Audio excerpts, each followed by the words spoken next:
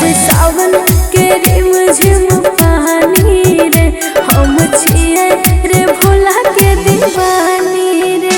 कांवर लेके हम देव घर जइबो रे, हम भोले बाबा से तोरा मांगबो रे। कांवर लेके कोई चल देव घरवा गे, जलवा ढारी तो दीहे शिवलिंगवा पे।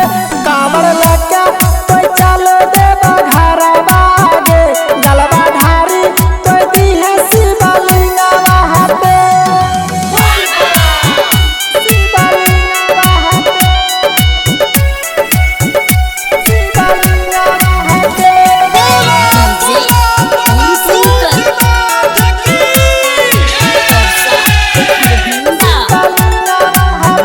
मैं तो कांवर उठाऊंगी, देव घर में जाऊंगी, देव घर में बिहारी बाबा मैं तो रील बनाऊंगी।